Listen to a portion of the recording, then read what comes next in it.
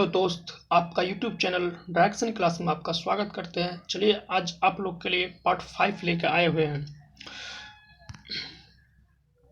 देखिए, लोथल एवं सूतकोटदा सिंधु सभ्यता का क्या था? बंदरगाह था। तो जुटे हुए खेत और नकाशीदार ईंटों का प्रयोग कालीबंगन से प्राप्त हुआ है। तो देखिए, नकाशीदार मतलब हुआ कि जो ईंट है, ईंट ऐसा होता है, इस पे क्या नकाशी किया हुआ रहता था, चाहे कोई चीज़ का नक्शा बना हुआ रहता था। किस पे? ईंट पे। तब तक कि मोहनजोदड़ो से प्राप्त स्नानागार, जो स्नान करने का घर होता है, उससे हम लोग क्या बोलते हैं? स्नानागार बोलते हैं। संभवतः सिंधु सभ्यता की सबसे बड़ी इमारत मानी जाती है। कौन? स्नानागार।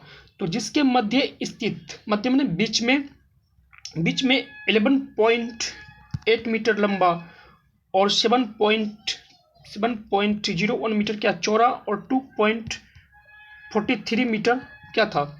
गहरा था। कौन? ये स्नानागार था। तो अग्निकुंड लोथल एवं कालीबंगन से प्राप्त हुए हैं। जो अग्निकुंड है वो कहाँ से प्राप्त हुए हैं? लोथल एवं कालीबंगन से प्राप्त हुए हैं।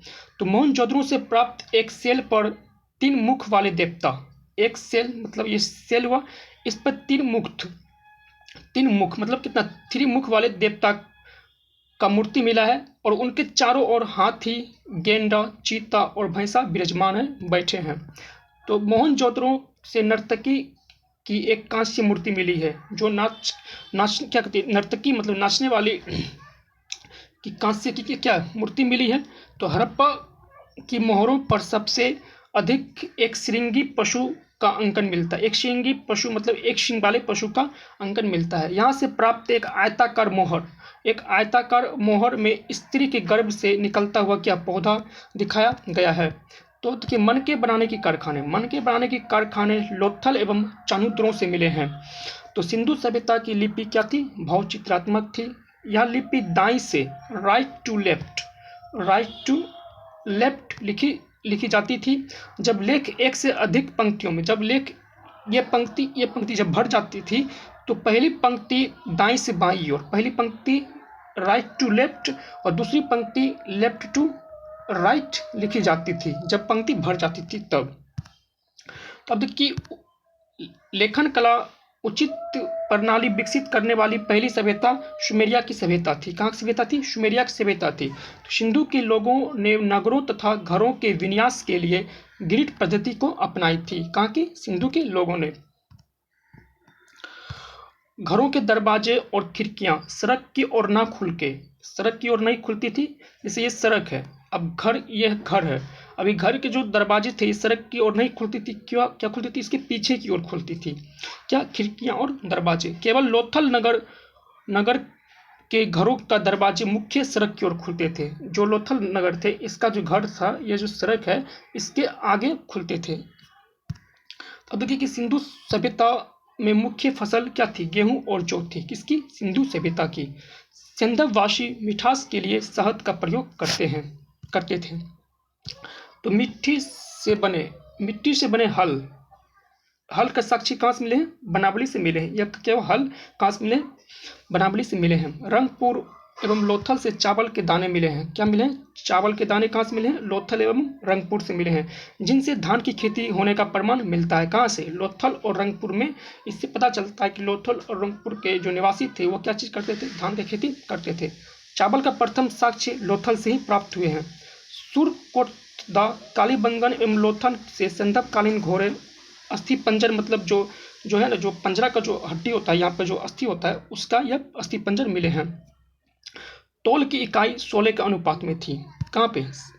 सिंधु सभ्यता के लोग यातायात के लिए एक जगह से दूसरे जगह जाने के लिए 2 पहिए एवं 4 पहिए वाली बैलगाड़ी या भैंसा गाड़ी का प्रयोग करते थे। मेसोपोटामिया के अभिलेखों में वर्णित मेलुहा शब्द का अभिप्राय सिंधु सभ्यता से है। किस सभ्यता से? सिंधु सभ्यता से है।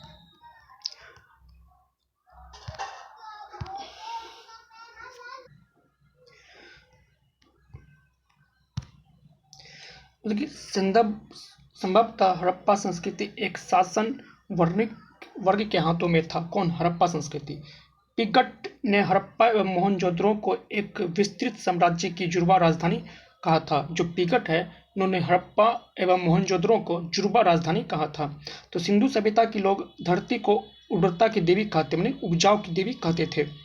तो पूजा, वृक्ष पूजा एवं शिव पूजा के प्रचलन के साक्ष्य सिंधु सभ्यता से मिलते हैं। जो वृक्ष पूजा होते थे और शिव पूजा, शिव भगवान जो पूजा होते थे, वो साक्ष्य कहाँ से मिले हैं? सिंधु सभ्यता से मिले हैं। अब देखिए कि स्वास्तिक जो स्वास्तिक होता है, वो स्वास्तिक जो होता है, स्वास्तिक का चिन्ह संभवतः हड़प्पा सभ्यता की देन है। किसकी देन है? स्वास्तिक हड़प्पा सभ्यता की देन है। इस चिन्ह से सूर्य पाषाण का अनुमान लगाया जाता है। तो सिंधु घाटी के लोग किसी भी मंदिर के अवशेष नहीं मिले हैं। जो सिंधु घाटी सभ्यता थी उसमें किसी भी मंदिर के अवशेष नहीं मिले। सिंधु सभ्यता में मातृ देवी की उपासना सर्वाधिक प्रचलित थी। तो पशुओं में कुबर वाला सांड, जो एक कुबर होता था, कुबर वाला सांड इस सभ्यता के लोगों के लिए विशेष पूजनीय था। स्त्रियां थी, मृण मूर्तियों, मिट्टी की बनी हुई जो स्त्रियां अधिक मिलने से ऐसा अनुमान होता है, जो स्त्री थी वो मिट्टी का बना हुआ स्त्रियां मिला हुआ है। कहाँ से? सिंधु सभ्यता में। और ऐसा अनुमान लगाया जाता है कि सिंधु समाज मातृसत्तात्मक था। तो सिंधुवासी सूती वस्त्र और ऊनी वस्त्र का प्रयोग करते थे। मनोरंजन के लिए सिंधुवासी मछली पकड़ना, शिकार करना, पशु पक्षी को आपस में लड़ाना, चौपर और पासा खेलना आदि साधनों का प्रयोग करते थे। सिंधु सभ्यता के लोग काले रंग से डिजाइन किए हुए लाल मिट्टी के बर्तन बनाते थे। जो ये बर्तन होते थे, इस पे बहुत तरह के डिजाइन ये करते थे। सिंधु घाटी के लोग तलवार से परिचित नहीं थे। जो सिंधु सभ्यता के लोग थे वह क्या थे? तलवार से परिचित नहीं थे। कालीबंगन एकमात्र हड़प्पाकालीन स्थल है जिसका निचला शहर लोगों के रहने के लिए, और वो क्या थे? किले से घिरे हुए थे। कालीबंगन का अर्थ है काली चूड़ियाँ। क्या होता है? काली चूड़ियाँ होता है।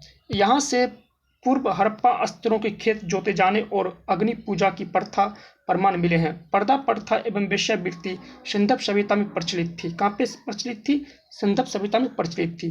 शवों को जलाने एवं गाड़ने यानी दोनों प्रथाएं प्रचलित थी सिंधु सभ्यता में। हड़प्पा में शवों को दफनाने जबकि मोहनजोदड़ो में जलाने की प्रथा विद्यमान थी। तो लोथल एवं कालीबंगा में युग्म समाधियां मिली हुई है। युग्म मतलब जो एक साथ किसी को दफना दिया जाता है उसी को युग्म बोलते हैं। सिंधु सभ्यता के विनाश का संभवतः कारण क्या था? बाढ़, बहुत ज्यादा बाढ़ का कारण था। और आग में पकी हुई मिट्टी को टेराकोटा कहा जाता है। अब सिंधु काल में विदेशी व्यापार, तो आयात, तांबा का आयात कहाँ से होता था? खेतरी, बलूचिस्तान और ओमान से होता था। चांदी का अफगानिस्तान और ईरान से। सोना का कर्नाटक, अफगानिस्तान और ईरान से होता था। टीन का अफगानिस्तान, ईरान। गोमेद सौराष्ट्र और लाजवर्थ मेसोपोटामिया। सीसा ईरान से उत्पादित किया जाता था, व्यापार होता था।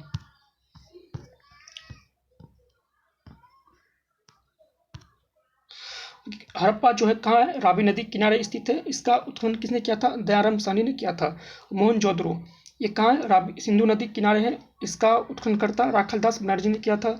चानुत्रो सिंधु नदी किनारे है। मेके ने इसका उत्खनन किया था। कालीबंगन घग्गर नदी किनारे है। अमलानंद घोष ने किया था। कोट दीजी सिंधु नदी किनारे। फजल अहमद ने किया था। रंगपुर मादर नदी किनारे रंगनाथ राव ने किया था। रोपड़ सतलज नदी किनारे यगदत्त शर्मा ने किया था। लोथल भगवा नदी के किनारे है, रंगनाथ राव ने किया था। और आलमगीरपुर हिंडन नदी किनारे है, यगदत्त शर्मा ने किया था। सुत कांगे डोर दासक नदी के किनारे है, ऑरेल स्टाइन ने किया था।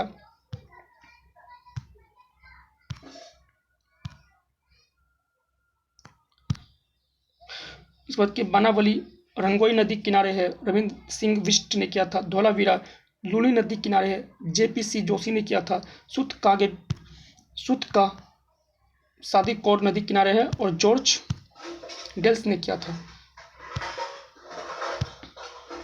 थैंक्स दोस्त, यहीं तक रखते हैं, फिर आगे बढ़ते हैं। पार्ट 6 में मिलते हैं आप लोग से। तब तक के लिए आप लोग इसको शेयर कीजिए और अच्छा लगे तो कमेंट कीजिए। थैंक्स दोस्त।